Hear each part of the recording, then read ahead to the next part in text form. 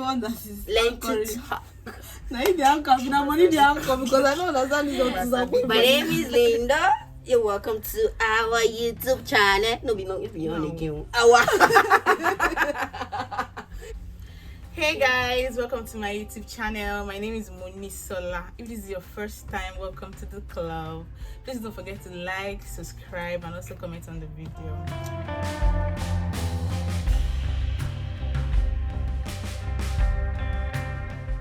Today I have my very good friends on stage. I have Linda and Blessing. Okay, so we are just here to just have a chit chat about adulting, and I believe that this is one topic that resonates with.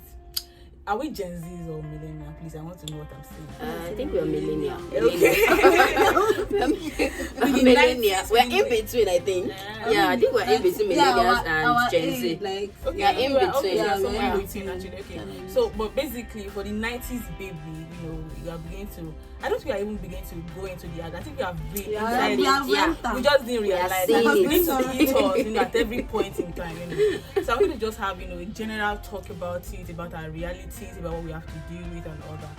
And yeah, so should I start with Linda? So what do you think? Do you think that the idea of adulting you had maybe years back, is that what you get right now, or is it a case of what I ordered versus what I got? My eyes are seeing crazy. My eyes are seeing seriously, so the idea of adulthood that I believe was sold to me was the whole independence thing. You get to do whatever you want to do when you want to do it.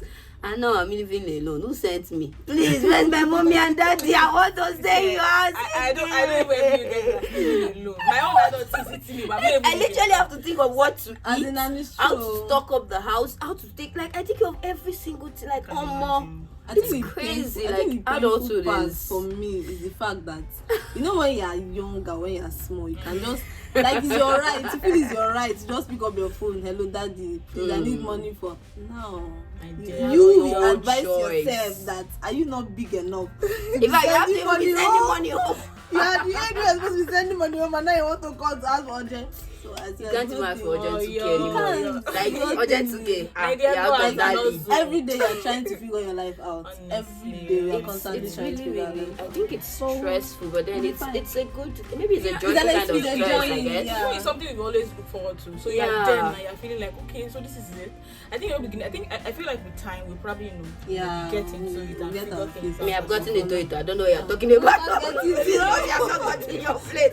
Me like this now. I am seeing shaggy. Like I said, I don't even get a living alone right now. Shout out to you, Auntie Kike. Thank you very much for Oh yeah, shout out for feeding this girl here. Okay, so do you guys remember that family or that maybe your sisters or your siblings or your aunties that usually just call when you were in school or when you were much younger? I actually had that. And the ones that pick and probably come through for you, and the ones that doesn't pick, which of them can you relate to right now? Which of them are you? Is it the auntie that always come through, or the one that don't call me, nothing gone? No, I think it's just natural for you to be there for who was there for you. So if you have a relative that you might have a lot of uncles and aunties, but it's still that one person that once in a while, because she has her own family or they have their own family, and they still think about reaching out to you to know how you're doing. So for me, definitely it's people that reach to me. But so are you that person now that like your younger ones or maybe niece and nephews can just say, Auntie Blessing, please? I think she's saying that she's both actually. Like for the people that were there for her, she's there for them. The people that were not there for her, she's okay. She's saying she's both. But for me, I think I'm more of the always wanting to be there. I don't know, life has just been hard. Life is hard for a lot of persons, so I just try to help out. I'm someone that come from a very large family. I have how many siblings? Like 15. Like good numbers of nieces and nephews. So at some point, I think at some point I was trying when you called me the day of 2K, 5K, 10K. But I got to the point where mama, if you call me my sister, my darling, forget all this thing. I say nothing going. If I'm in a very good place to give, obviously I'll come through. But I think I'm need to understand those uncles that we call back in the days, and they will help pick your call. Everybody have honestly, like back then, well, maybe I don't think I had that experience, but a lot of persons talked about it. When did it dawn on you that you are now an adult? when I moved to Lagos.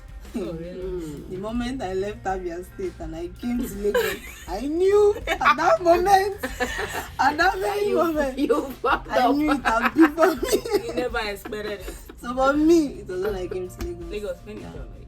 That was, For me, I would say, when did it actually dawn on me that I become an adult? I'd say after school. Yeah, I'd say after school, because basically I just had like my sister's place I was staying. Then I was staying with them at home, but like I was basically still trying to hustle every other needs, like every other thing I needed. So yeah, I think that was when it dawned on me that now you're on your own. Like you've got to do this thing on your own. Yeah. But for me, I think it was during NYSC. So that period for me was, a time that I began to understand that, oh yes, my future now depends on me. You didn't beg anybody to put in your hands, so now they gave you. Before that, I was just going on vibes, just go to school, my dad gives me money, everybody. But during NYSC, everybody just left me. I was just living on Alawi and small vibes money. And inshallah. At that point, people already calling. People already like, auntie money, I was like, money?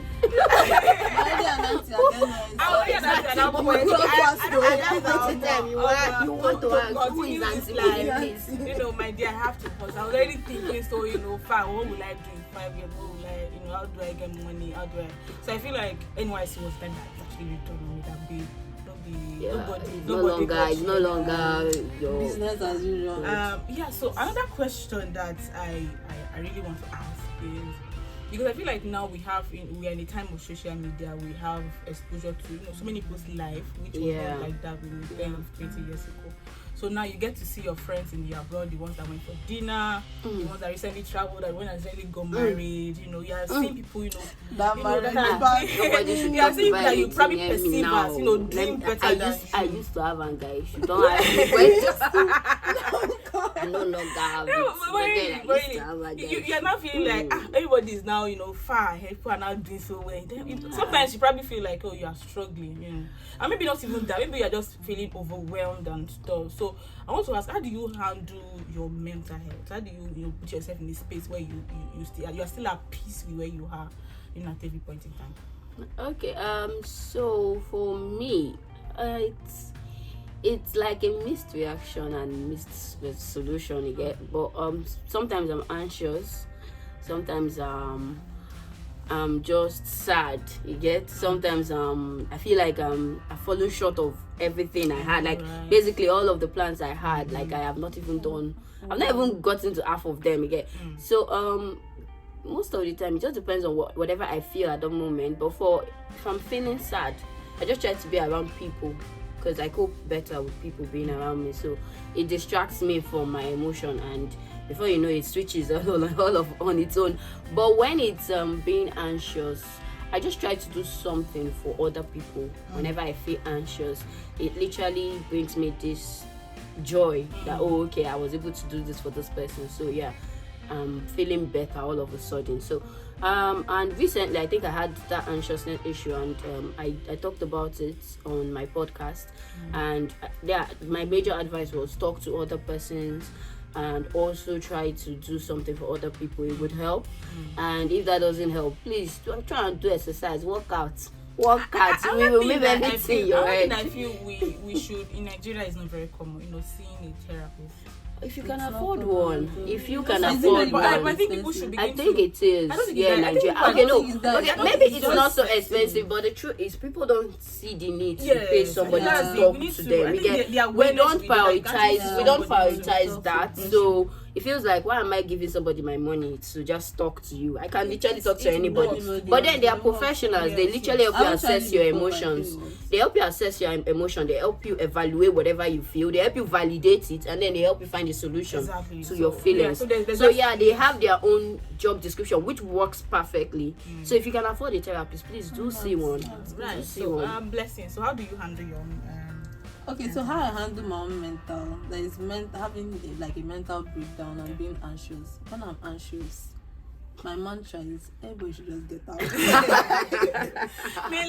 They should not pressure you. If it is work, if it is friends, if it is relationship, I will just blank everybody. Like I will just shut my world out, because I feel I need that alone time, because at the end of the day, if anything happens to you, everybody is moving on. So why should I, like, if you're overwhelmed, I feel when I'm overwhelmed, I really don't get anything right.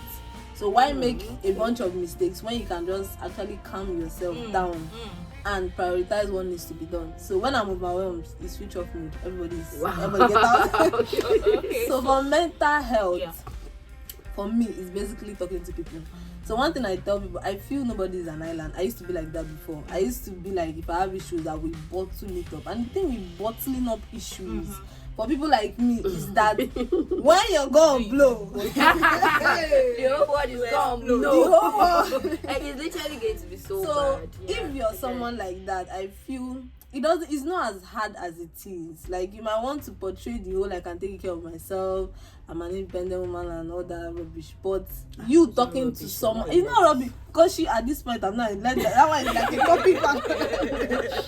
But I feel having someone, it doesn't have to be a community, even if it's one person that you know, you can trust. I can tell this person something I've not told anybody, and this person will give me advice without any form of judgment inside. Like, a lot of people don't have it, so if you have it, hold that person tight. For me, when I let them go, that's what I do.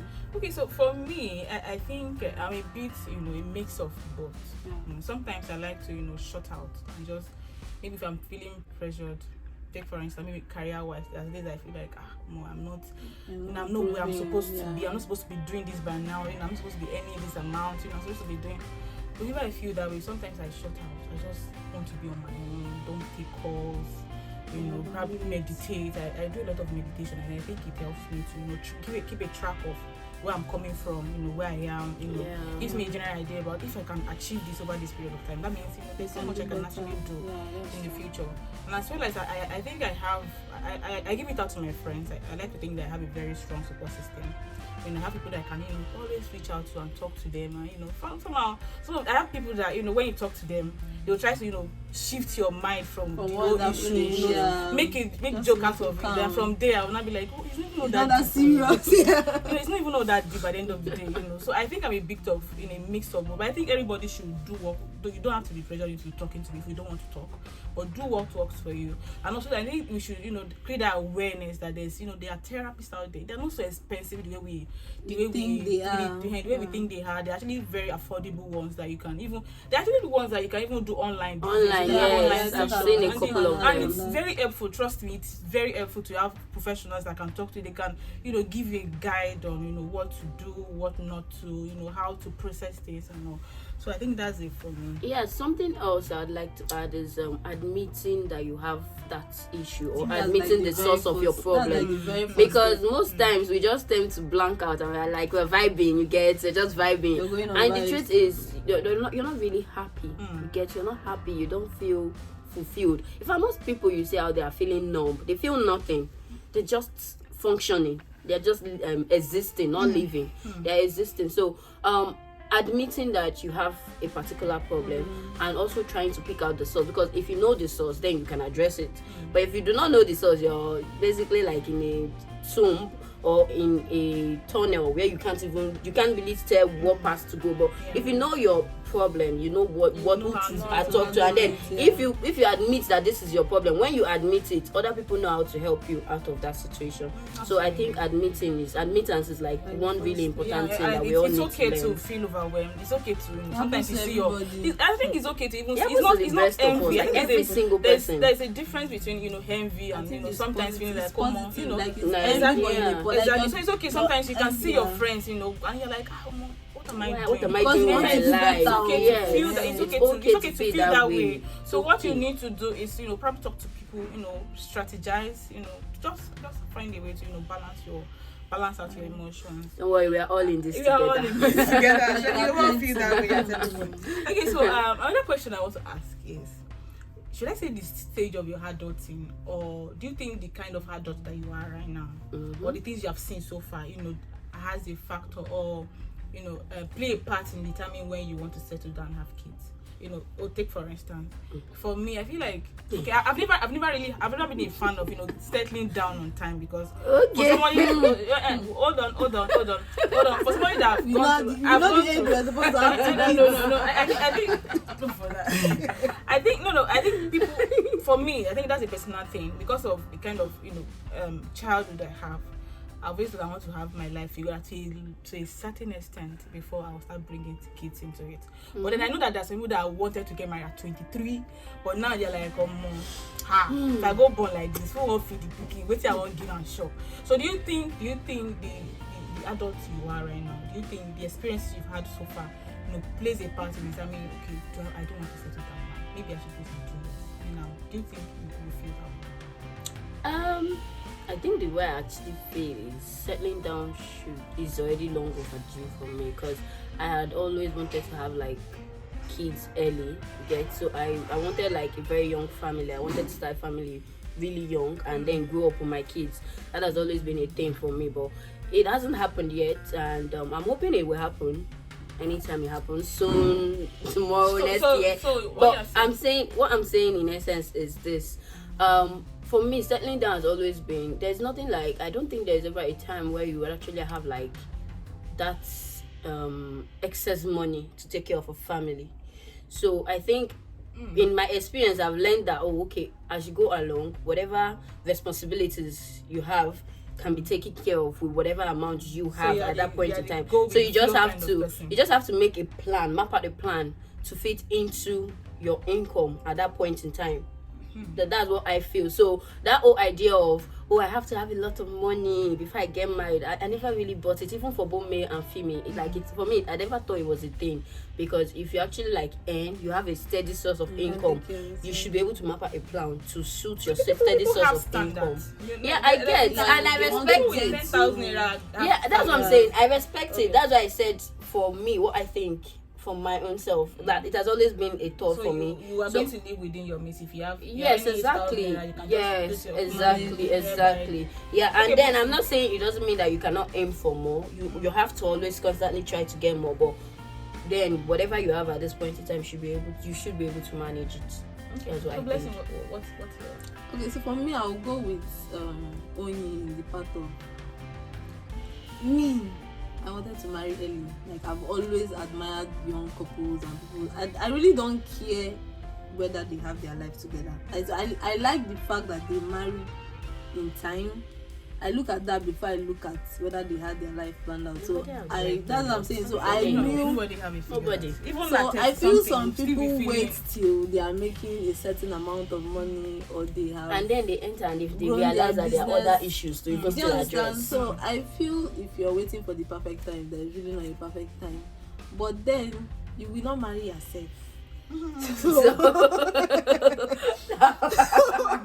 That is there so comes the part of who are you gonna marry. So I feel if you're with someone and you guys are ready to get married and you guys can take care of a child, I feel everybody knows some people feel they need to have millions to be able to bring somebody. Nobody wants to bring a child into this world to come and suffer. Exactly. So other people might need 2 million, another person might need 500,000. So if you know within your means you're able to start a family and bring someone by his grace into this world, I feel why not. But so I've been an advocate of getting married in time. Okay, that's something. Blessing and Linda, obviously, Monisola. So would you say you've got your life on track, that you figure things out? No. Hold on. When I'm saying that, I don't mean maybe you probably have tons of money in your account or whatever. I mean, do you think you are on the track of your dream job, or you're in a relationship of your dream, or you just have on the track of the things that you think you want? That's all. It doesn't have to be about a lot of money. For me, no. Okay. No, like big no. And the reason is that when we were kids, we were asked, what do you want to be? I want to be an engineer, I want to be a doctor, I want to be this, I want to be that. That's what you wanted to be when you were a child. That was the only thing. That was the only profession that existed. They are here. I'm sure they are lawyers there. They are medical doctors. I was a doctor. You know what we wear. Then you finish whatever degree you graduated with, whether related or unrelated. You go to service. you have work experience. And Nigeria happens to you. Before Nigeria even happens, when you have work experience, you feel that is what you want to do.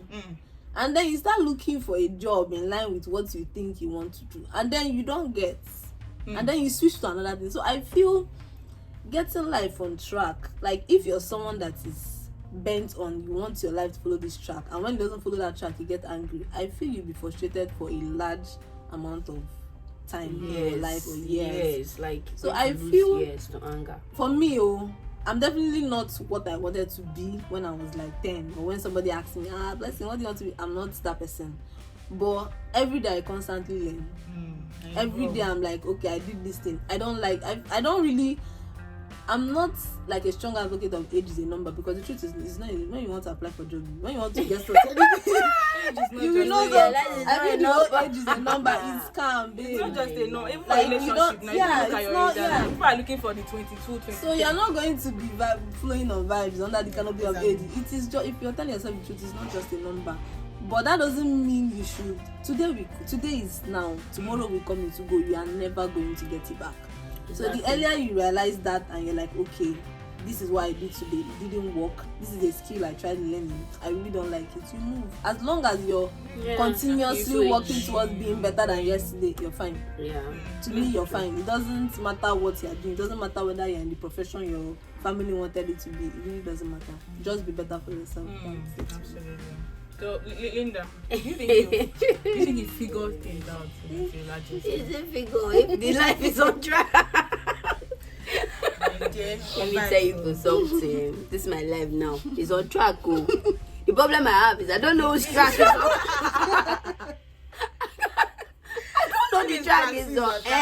But it's on track. But it's going somewhere. But where it's going to now, I'm not sure. But anyways, I'd like to say, in terms of professionally, yes, I think my life is on track. Because I have, over the years, I've discovered something that I'm passionate about, and I am finally deciding to make it like a thing, to pursue it with like everything I have. And yes, I am happy for that decision. So yes, professionally, my life is on track. Then every other part there, I used to, let me address that part of what you wanted to be. So when I was little, when they were asked where you want to be, I used to be confused. So I don't know. No, let me tell you, boy, I wish my mom is even doctor would be good. But you don't know rubbish. There's no rubbish. Just I had no idea. Oh, but the JSS one, I had no fucking idea. Like, I was just looking at her like, what are you talking about? Then I had one conversation. Since mom became bueno, and I had one conversation. Then I said, doctor, this is our money. I just certified him again. I said, it's not. Then in job blessing, then I said, microbiologist, and I'm making money. And I swear, microbiologists are making money. I swear, that's what this get head. I'm like, they were talking. Oh God, small begin brain. Oh my goodness. Like literally, that was how I moved studying microbiology. See me now, certified microbiologist. Doing nothing with it though. In the mud. I'm not even earned 5 naira with that. I wish I did not pay all my school fees there. When you could owe me a refund, I am going to apply for a refund. I'm not using your certificate for anything. Nothing at all. That's it though. I was looking for money. So for me it was like basically where there was money. I will not say I found the money, yes, but you see this my new interest. This my new thing. We gonna make money, dear. We gonna make all the money, dear. So for me, I want to say this thing first. There's no thing that anybody figures their life out. Even the biggest person, you know. I'm sure even Dangote still wakes up every morning and feels like you should modify something. So I haven't figured anything out. I think she said she already figured profession. It's only profession. Making money part, we are still looking for money. So you see me who gonna make that money? In God I trust. So I still wake up every day, trying to, strategize, think, have a certificate that, doesn't really. We all have it here in the country. We all have that certificate. So I am here trying. I try to figure everything out, relationship wise, financially. Professionally, I still wake up every day. I still wake up very confused. That we don't know where the track is going. Like I said, my life is on track, but the brain I don't know. this track. But I'm sure I've surrendered everything. To God. Let it be on God's track. Anywhere this bus drive me reach, I don't like. Let us not go and shout over before we reach the end. Oh God, I'm begging. So this is like an advice to everybody that's watching. Okay, still behind, or we are still in the same struggle together and all. So how do you think that we can get better with our money? With saving money. I think are we supposed to talk? I'm not talking. I think I'm going to leave that conversation for Linda. And that's because I know a lot of us are struggling with, managing our finances. Managing our finances, can never be our saving habits and all. Can never be. I think okay, Linda, what advice will you give to in few minutes? No, it's not. I'm not a financial advisor. I'm going to also give out advice because I know my bad character. I'm not giving anything. No, she's not a bad spending character, so you will not do it. Baby girl, I just want to anything, anything for this fine girl. Do you get? So, but then I think I'm beginning to, I'm going to learn. I'm going to learn, and I'm going to become very cautious, very intentional about how I spend these days. I think it's this last week I was in the office and I was craving spaghetti. So I ideally, if I'm craving shit, I'll just go. I'll go and not diet. Because this life is only how much? 5,000. You have to enjoy it. Bring it on. Let me eat. After thinking about it, I was like, if this money just in your account, I don't spend it, will you die? I will not die you. I will not die you. So I was able to convince myself out of it. And that's the way I've been very intentional about my spending for a while. But I want to ask somebody who is better at it, which is Linda, that what do you think, which advice will you give to everybody watching this video right now? Well, when it comes to finances, when it comes to finances, you just have to consider your earning and then consider your major expense, like your basic expense every month, because in Nigeria we're paid monthly, of course. So once you do that, you should be able to take off a percentage of it into your savings, and that savings should be something you should not be able to access. If you be dying, you can reach out to people and then know, okay, you have to sort it out from your savings at a point in time, right? But I'm saying make your savings in such a way that it is your last resort, not when you feel like that shawarma that day, should I not, because you feel like your spending account is running low, you now be considering going to your savings account. No, that switch is totally you have to be very, very, very strict if you're going to learn to be financially responsible. You have to be strict with yourself, and trust me, that's the most difficult thing to do, because basically there's nobody telling you don't or do or not do. It's your rules, you set it up on yourself. You can break it if you choose to, but you have to keep to this, you have to stick to this rule, because that's basically what will help you build up your finances. And if you're somebody that really wants to build up your finances, you need rules, you need a plan. Just please stick to your plan. That's the only way. All right, thank you very much, Linda and Blessing, for coming. This was an amazing conversation, and trust me, I've been looking forward to this for a while. And me thank too. you very much for making it very interesting and making it very inspiring. That's me. I'm inspired. Thank you so much for coming. I really appreciate you. Any last words from you guys? No, just live your life, be happy. Learn to please subscribe to our YouTube channel. Please subscribe. Our YouTube channel. Our YouTube channel. We're trying to hijack this channel. But that's what I'm noticing. Thank you guys. Bye. Bye.